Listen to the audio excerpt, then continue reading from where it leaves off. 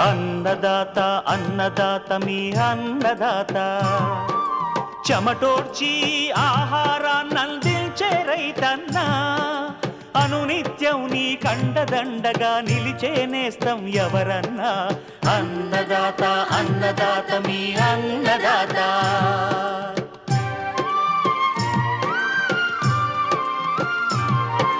నూతన రీతుల సాగుబడికి, నూరింతలు పెరిగే దిగుబడికి సూచనలిచ్చే సస్య రక్షణకు, పశు పోషణకి శాస్త్ర విజ్ఞానం అందించి ముందుకు నడిపే తెలుగు రైతు భారతదేశానికి మకుటం అయ్యేలా తీర్చిదిద్దే ఆశయంతో మిమ్ము మేలు కొలిపేది అన్నదాత.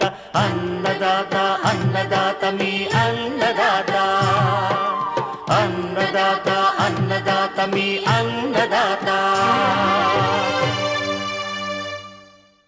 అన్నదాత ప్రేక్షకులకు నమస్కారం. ఈనాటి ముఖ్యాంశాలు: యాసంగి వరిలో అగ్గి తెగులు సమగ్ర నివారణ, వేసవిలో పట్టుపురుగుల పెంపకంలో మెలకువలు, రైతుకు ఆదాయాన్ని సమకూర్చే సమీకృత వ్యవసాయం, సేంద్రియ సాగుతో ఆరోగ్యం పదిలమంటున్న పశ్చిమ గోదావరి జిల్లా రైతు, ఇంకా జై కిసాన్ వ్యవసాయ సమాచారం.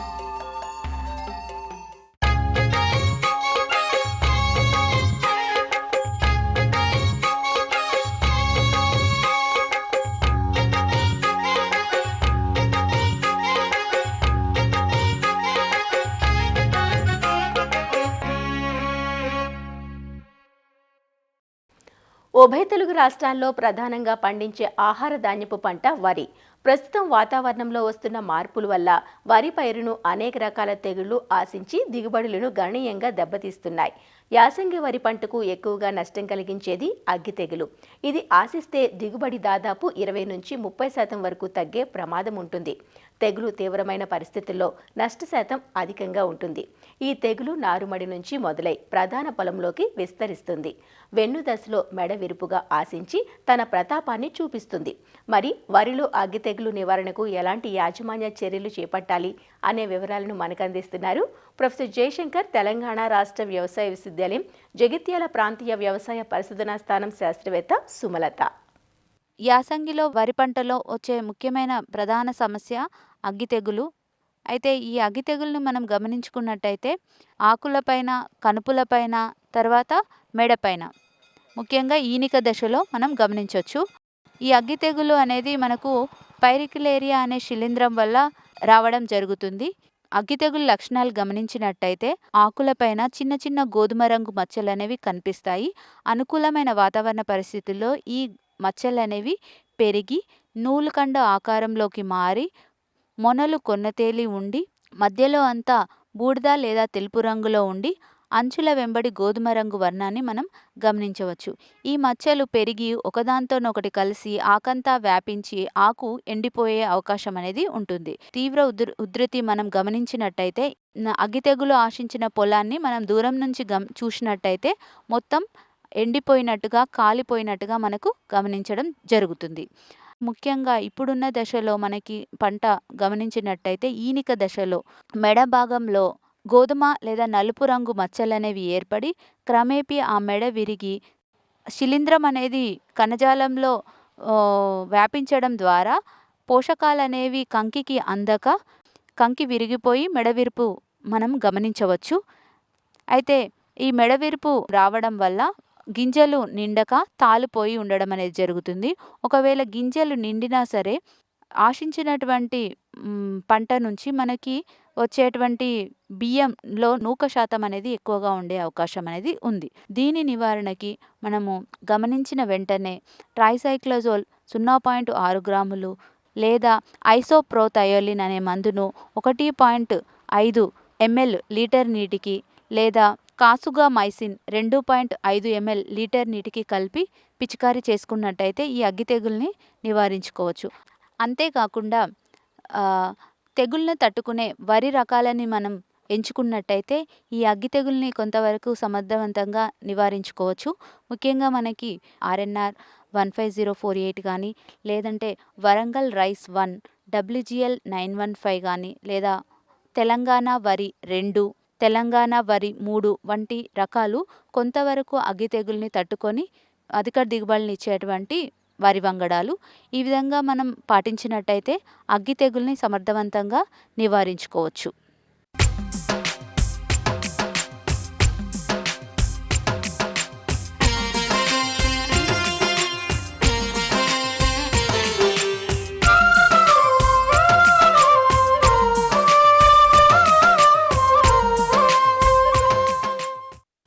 ఇంటి పట్టునే ఉండి తక్కువ పెట్టుబడితో నికర ఆదాయం పొందే వ్యవసాయ అనుబంధ రంగంగా రైతుల మన్ననను పొందుతోంది పట్టు పరిశ్రమ. పట్టుపురుగుల పెంపకంలో పట్టు సాధించిన రైతులు 100 గ్రుడ్లకు 80 నుంచి 90 కిలోల పట్టు ఉత్పత్తిని సాధిస్తూ ముందంజలో ఉన్నారు. 3 వారాలకు ఒక బ్యాచ్ చొప్పున ఏడాదికి 9 నుంచి 10 బ్యాచ్లు తీసుకునే అవకాశం ఉంటుంది. ఇన్ని సౌలభ్యాలతో మెట్ట రైతులకు ఆదరువుగా ఉన్న పట్టు పరిశ్రమ నిర్వహణ వేసవిలో మాత్రం కొంత క్లిష్టతరంగా ఉంటుంది. అతి సున్నితంగా సుకుమారంగా ఉండే పట్టు పురుగులు వేడిని ఎంత మాత్రం తట్టుకోలేవు. అందుకే అధిక శాతం రైతులు ఈ కాలపు పంటను నష్టపోతూ ఉంటారు. అయితే కొన్ని యాజమాన్యపు మెలకువలను పాటించడం వల్ల ఈ నష్టాలను అధిగమించి మంచి దిగుబడిని సాధించే అవకాశం ఉంది. వివరాలు ఇప్పుడు చూద్దామా?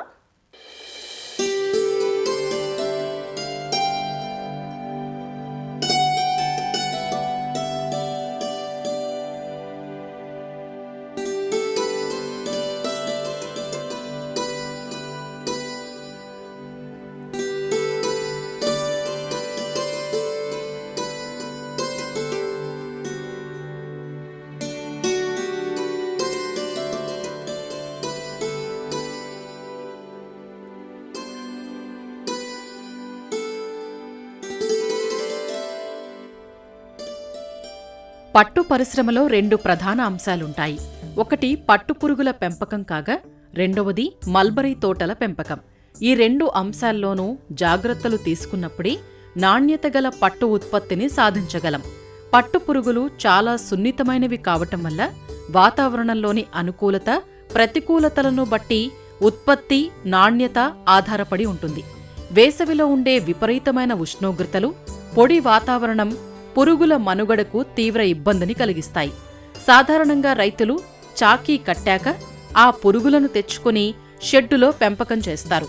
ఉష్ణోగ్రతలు 24 నుంచి 25 డిగ్రీల సెంటీగ్రేడ్, తేమ శాతం 75 నుంచి 90 మధ్య ఉంటే పురుగుల అభివృద్ధి ఆశించిన స్థాయిలో ఉంటుంది. కాబట్టి షెడ్డులో అనుకూల ఉష్ణోగ్రత, తేమాంశం ఉండేలా నిర్వహణ చెయ్యాలి.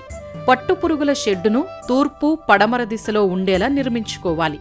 రేకుల కన్నా తాటాకులతో నిర్మించినది అయితే వేసవి యాజమాన్యం సులువుగా ఉంటుంది. గోడలు మట్టివైతే మంచిది. ఒకవేళ పక్కా షెడ్డు అయితే మరిన్ని జాగ్రత్తలు తీసుకోవాలి.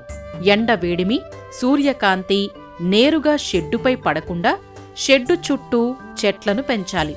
గాలి బాగా ప్రసరించేందుకు వీలుగా షెడ్డుకు తగినన్ని కిటికీలు ఉండాలి. ఉదయం 6 నుంచి 8 గంటల వరకు కిటికీలన్నీ తెరిచి ఉంచితే గాలి, వెలుతురు సక్రమంగా ప్రసరించి పురుగులు ఆరోగ్యంగా ఉంటాయి. 8-9 గంటల తర్వాత కిటికీలన్నీ గోనె సంచులతో కప్పి ఉంచి ప్రతి గంటకు ఒకసారి నీటితో తడుపుతూ ఉండాలి. వీలైతే గది నలుమూలలా ఫ్యాన్లు తిప్పుతూ చల్లని వాతావరణం కల్పించి ఉష్ణోగ్రతను, తేమను అదుపులో ఉంచాలి. రేకుల షెడ్డు అయినట్లయితే పైకప్పుపై 3-4 పొరల మందంతో గడ్డి లేదా కొబ్బరాకులు కప్పి నీరు చల్లితే గది చల్లబడుతుంది. పురుగులన్నీ ఒకే చోట గుంపులుగా ఉండకుండా పలుచగా పరుచుకుని ఉండేలా చూడాలి. బ్యాచ్కు మధ్య షెడ్డును రసాయనాలతో శుభ్రపరచటం తప్పనిసరి. ఇలా చేయటం వల్ల షెడ్డు శుభ్రంగా ఉండి క్రిములు, చీమలు, ఎలుకలు, బల్లులు చేరకుండా, వ్యాధులు రాకుండా పురుగులను కాపాడుకోవచ్చు. ఇందుకోసం 2% ఫార్మలిన్ ద్రావణం, 0.3% సున్నపు ద్రావణాన్ని లేదా 2.5% క్లోరిన్ డయాక్సైడ్, 0.5% సున్నపు ద్రావణాన్ని కలిపిన మిశ్రమాన్ని తయారుచేసి 1 చదరపు మీటరుకు 2 లీటర్లు పడేటట్లు పిచికారీ చెయ్యాలి. వేసవిలో వాతావరణ హెచ్చుతగ్గుల వల్ల 2 రకాల వ్యాధులు పట్టుపురుగులకు తీవ్ర నష్టాన్ని కలిగిస్తాయి. అవి గ్రాసరీ వ్యాధి, ఫెబ్రిన్ వ్యాధి. గ్రాసరీ వ్యాధిని పాల వ్యాధిగా వ్యవహరిస్తారు. వ్యాధి సోకిన పురుగు శరీరం నుంచి పాల నురగలాంటి ద్రవం బయటకు వస్తూ ఉంటుంది. ఫెబ్రిన్ వ్యాధి సోకిన పురుగులు చనిపోయిన వెంటనే రబ్బరులా మారి క్రమేపీ నల్లబడుతాయి. వ్యాధి సోకిన పురుగులను వెంటనే సేకరించి తగులబెట్టాలి. షెడ్డును, పరికరాలను ఎప్పటికప్పుడు శుభ్రపరిచి ఎండబెట్టాలి. పురుగులపై రేషన్ కిట్ ఔషధ్ లేదా విజేత పొడి మందును చల్లుకోవాలి. పొడి చల్లిన అర్ధగంట తరువాత మేతలు వేసుకోవాలి. చంద్రికలు, నేత్రికలు నీడలో ఉంచి గూళ్ల ఏరివేత చేపట్టాలి. మల్బరీ తోటలో ఆకు ఎప్పుడూ తాజాగా ఉండేలా నీటి పారుదల విషయంలో జాగ్రత్త వహించాలి. తడుల మధ్య వ్యవధిని తగ్గించాలి. పురుగులకు మేతను 2 సార్లుగా కాకుండా 3 సార్లుగా వేయటం మంచిది. సేకరించిన మల్బరీ ఆకును గోనె సంచుల్లో ఉంచి తేమ ఆరిపోకుండా నీటిని చిలకరిస్తూ ఉండాలి.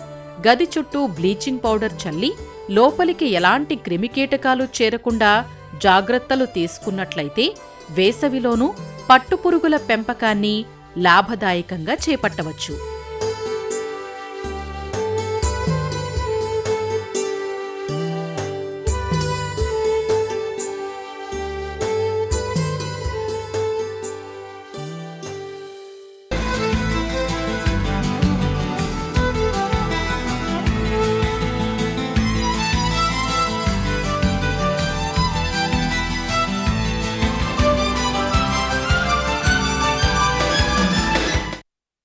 వ్యవసాయం నేడు ఒక జూదంలా మారింది.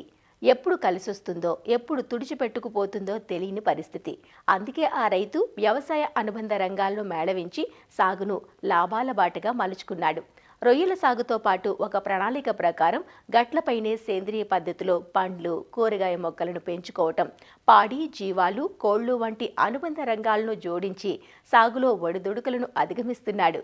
మిశ్రమ వ్యవసాయాన్ని చేయటానికి గల కారణాలు, అందులో రైతుకు కలిసొస్తున్న అంశాలు, సాగులో ఆయన ఆచరిస్తున్న పద్ధతులు, ఇలా అన్ని వివరాలు రైతు మాటల్లోనే తెలుసుకుందాం.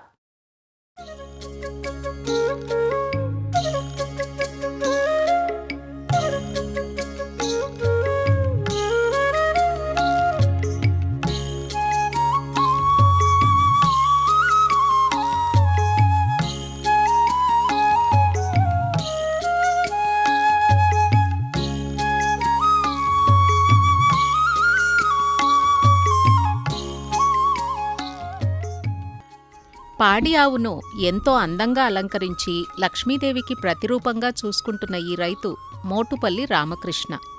పశ్చిమ గోదావరి జిల్లా ఆకివీడు మండలం మాదివాడ గ్రామంలో 6 ఎకరాల్లో రొయ్యల చెరువులున్నాయి ఈ రైతుకి. అందులో 1 ఎకరం చెరువును పూడ్చేసి షెడ్లు నిర్మించి పశువులు, జీవాలు, నాటుకోళ్లను పెంపకం చేస్తున్నారు. అంతేకాదు చెరువు గట్లపై అన్ని రకాల కూరగాయలు, పండ్ల మొక్కలు పెంచుతున్నారు. చిన్నపిల్లలకు ఆహారంగా సేంద్రియ ఉత్పత్తులు అందిస్తే వారి ఆరోగ్యం పదిలంగా ఉంటుందని ఒక డాక్టర్ చెప్పిన మాట ఇలా ప్రకృతి సాగుబాట పట్టేలా చేసిందని తాను ఆచరిస్తున్న విధానాలను తెలియచేస్తున్నారు రైతు రామకృష్ణ. నేను ఆర్గానిక్ కూరగాయలు పండిస్తున్నాను. ఈ ఆర్గానిక్ కూరగాయలు పండించడానికి కారణం పిల్లల కొంచెం ఆరోగ్యంగా ఉండాలంటే ఆర్గానిక్ కావాలని కొంచెం అందరూ చెప్తున్నారు. అవి కూడా విని నేను ఆర్గానిక్ మీద కొంచెం ఫోకస్ పెట్టాను. నాకు 6 ఎకరాలు చెరువులు ఉన్నాయండి. 6 ఎకరాల్లో 1 ఎకరం పూడ్చాను నేను. ఈ 6 ఎకరం ఈ షెడ్లు, ఇవన్నీ ఆవులకి షెడ్లు, గొర్రెలకి, మేకలకి అన్నిటికి షెడ్లు ఉన్నాయండి, కోళ్ళకి. మిగతాదేమో ఆర్గానిక్ కూరగాయలు పండించానండి. కొంతేమో వాటర్కి స్టోరేజ్ కింద కొంత ప్లేస్ ఉంచుకున్నానండి. 40 సెంట్లు 50 సెంట్ల దాకా ఈ మొక్కల నిమిత్తం తీసుకుని అట్లనే ఆర్గానిక్ అన్ని బీరకాయలు, దొండకాయ, కాకరకాయ, పొట్లకాయ, సొరకాయ, గుమ్మడికాయ, ఆల్మోస్ట్ అన్ని కూరగాయలు, టమాటా, పచ్చిమిర్చి అన్నీ పండిస్తున్నాను. అలాగే రేగుపళ్ళు, మామిడికాయలు మొక్కలు కూడా అన్నీ వేసాను. కమల, నారింజ, బత్తాకాయ, సపోటా, ఆల్మోస్ట్ లేని పండు అంటూ లేదు, అన్నీ వేసాను. అవన్నీ వేసి ఒక సంవత్సరంన్నర అయింది. ఇవన్నీ కాపుకి వస్తానికి 2-3 సంవత్సరాలు పడుతుంది. ఇది శ్రమ అయినా సరే దీని మీద ఎక్కువ ఫోకస్ పెట్టి నేను ఈ ఆర్గానిక్ మీదే ఎక్కువ చేస్తున్నాను. ఈ బీరకాయకి, దొండకాయకి, కాకరకాయకి పాదుల కింద వేసానండి. దేనికి దానికి పాదులు కట్టి వాటికి కర్రలు పాతి పందిర్ల కింద వేసి నవారు బద్దులు కట్టండి, పందిర్లు వేసి పందిర్ల మీదకి ఎక్కించాను. అవి చాలా ఈజీగా ఉన్నాయి కోస్తానికి, వాటికి. మొక్క కూడా చాలా ఏపుగా వచ్చింది. ఈ ఆవు ఎరువు తయారు చేసి నేను వాటిని ఎరువు కింద వాడుతున్నాను. ఈ పురుగు పడుతుంది వాటికి ఏమో మజ్జికి బాగా కుళ్ళబెట్టి మజ్జికి కొడుతున్నాము. వేప నూనె కూడా వాడుతున్నాము అప్పుడప్పుడుని. జీవామృతం కూడా తయారు చేసి కొడుతున్నామండి. ఒక గేదె ఉందండి, ఆవులు అయితే 10 ఆవులు ఉన్నాయండి. 5 పొంగనూరు, 5 మామూలు ఆవులు, ఒక గిరావు అండి. మేకలు 4 ఉన్నాయండి. ఆవు నుంచి వచ్చే పాలు ఎక్కువ మేము దేవాలయాలు పంపిస్తామండి. మాకు పాలు అమ్మటం అలవాటు లేదు. అన్ని దేవాలయాలకు పోను, మిగతాయి మా ఇంట్లో వాడుకుంటాం. వాడుగా మిగిలిన అన్ని ఎన్ని ఉంటాయని ముందు ఫస్ట్ దేవాలయాలకు వెళ్ళిపోతాయండి. స్టార్టింగ్ నుంచి అలవాటు మాకు ఇవ్వటం, అదే అలవాటు కంటిన్యూ అవుతుందండి. నాటుకోళ్ళు పెంచుతామండి. నాటుకోడి గుడ్లు మా ఇంట్లోకే వాడుకుంటామండి. నీళ్ళ చెరువులు గత 5 ఏళ్ల మీద లెక్కేసుకుంటే ఇప్పుడు కొంచెం పర్లేదండి. ఇంకా గవర్నమెంట్ కొంచెం ఏదైనా ప్రాసెస్ పెట్టి మేత కొంచెం రేటు డౌన్ చేయగలిగితే కొంచెం నిలబడతారని. ఆవు మూర్తం మట్టికి గట్లంటా చల్లుతామండి. అది కూడా మేము ఎరువు కింద వాడతాము వీటికి, మొక్కలకి. అది మిగిలిన ఎక్స్ట్రా ఉన్నదేమో ఈ చెరువు గట్లంటా చల్లుతామండి. ఆవు పేడ అంతా నిలవ కట్టండి. దీన్ని ఒక రౌండ్గా కళ్ళం కింద తయారు చేసి దాంట్లో యాపిండి జల్లండి, వాటర్ జల్లి దాన్ని ఒక 7-8 సార్లు తిరగేసి అది మొత్తం డ్రై అయిపోయిన తర్వాత బత్తాల్లో కట్టండి. అది అంతా స్టోరేజ్ చేసుకుని మేము ఈ మొక్కలకి ఎరువు కింద వాడుతున్నామండి. అవి అలా వేయటం వల్ల కొంచెం కాపు అది బాగా వచ్చి దిగుబడి ఎక్కువ వస్తున్నాయండి. కాయ నాణ్యత కూడా చాలా బాగుంది. మనం ఈ ఆర్గానిక్ తిన్నట్లు మనకేనే టేస్ట్ బయట వాటికి చాలా డిఫరెన్స్ వస్తుందండి. నా దొడ్లో ఒక 4-5 సంవత్సరాలు పోతే గ్యారంటీగా సంవత్సరానికి 2-3 ఆవులు వస్తాయి. ఆవుల్ని అందరూ ఇంటి ముందు ఆవుని కట్టుకుంటే చాలా ఆ కుటుంబం చాలా బాగుంటుందని నేను కోరుకుంటున్నాను. నేను నమ్మాను, నాకు ఆ తేడా కనిపించింది, ఆ డిఫరెన్స్. దానివల్లే నేను ఆవుల్ని అలా మేపుతున్నాను. అందులో నా దగ్గర ఒక ఆవు ఉంది. ఆ ఆవుకి నేను ఎండితో వస్తువులు కూడా చేయించా. అప్పుడే 10 ఏళ్ళు అయింది చేయించి. దానికి పెడితే నిజంగా లక్ష్మీదేవి ఎలా పెట్టించుకుంటుందో అలా పెట్టించుకుంటుంది. వడ్లాను, కాలు పట్టీలు, కొమ్ములు, పాపిడి బొట్టు కూడా ఉన్నాయి. అవన్నీ నెలకొకసారి పెట్టి మా ఇంటి దగ్గర పూజ చేస్తాము. ఆవును చూస్తే ప్రతి వాళ్ళు నమస్కరించాలనిపిస్తుంది. దాన్ని చూస్తే అలా ఉంటుంది. దాంట్లో లక్ష్మీ కళ కనపడుతుంది ఆ ఆవులోని. పగలేమో ఇక్కడ తాటాకు పాకేసానండి, ఇంట్లో కడతాను. నైట్ ఏమో రేగి షెడ్డు, అందులో కట్టుకుంటాను. అందులో ఫ్యాన్లు అన్నీ ఉన్నాయి. కింద ఆవుకి మ్యాట్లు కూడా వేస్తానండి. ఆవుకి మ్యాట్లు వేసి ఫ్యాన్ వేసి వాటికి ఇన్వర్టర్ కూడా పెట్టాము. ఇవాళ గమ్మిన కరెంట్ పోయినా వాటికి నైట్ టైం ఇబ్బంది లేకుండా ఉంటాయి.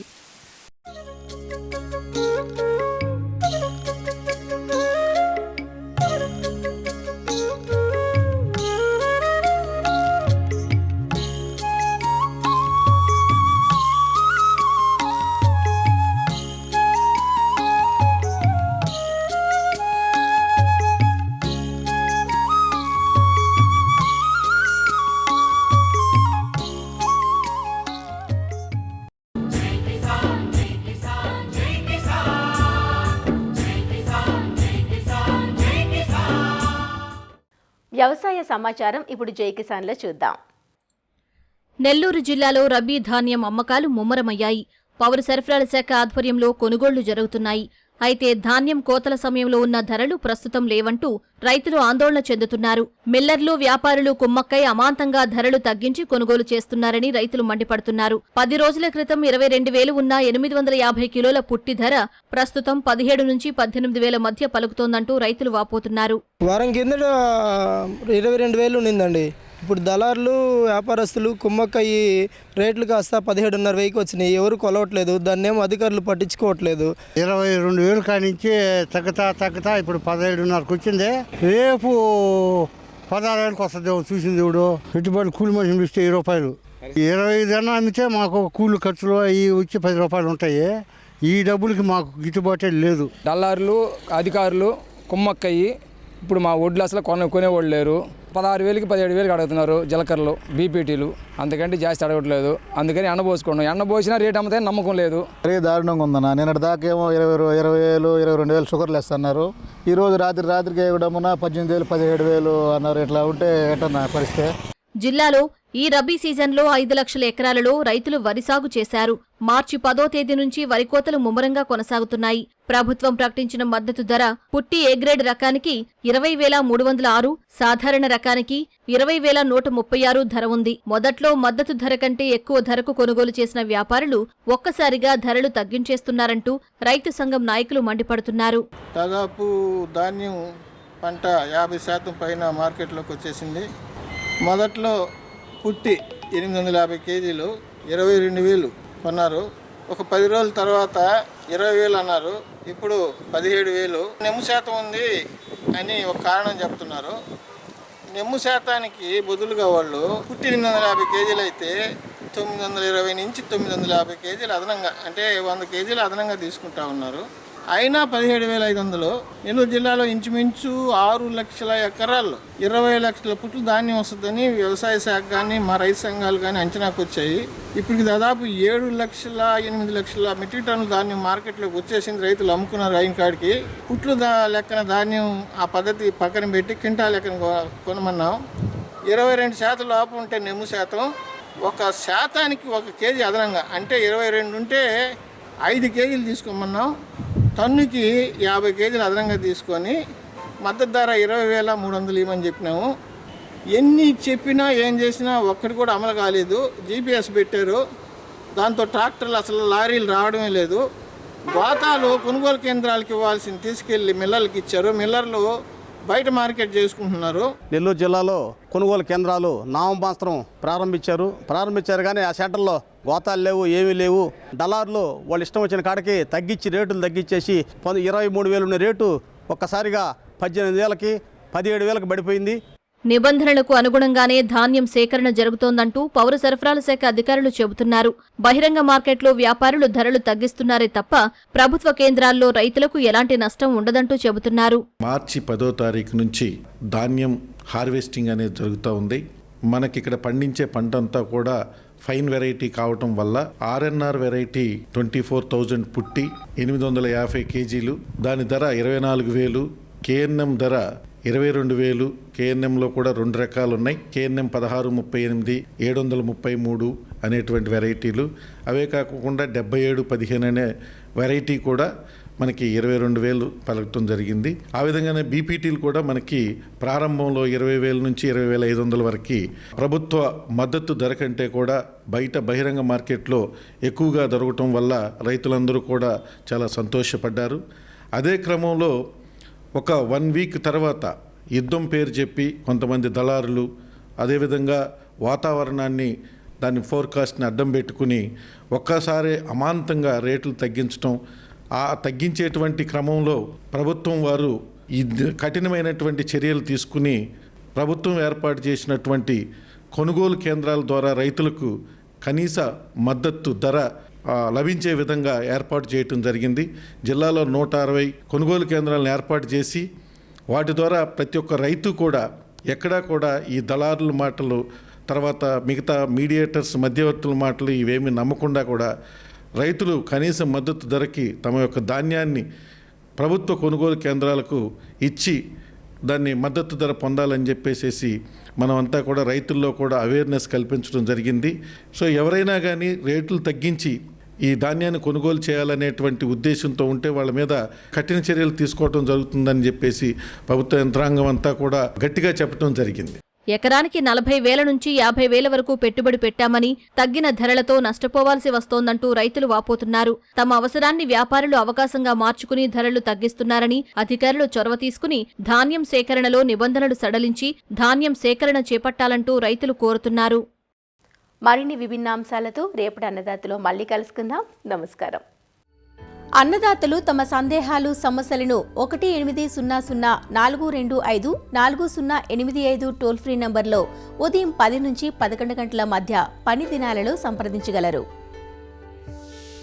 ఈ కార్యక్రమాన్ని యూట్యూబ్లో www.youtube.com/annadaata ETV లింక్ ద్వారా వీక్షించవచ్చు.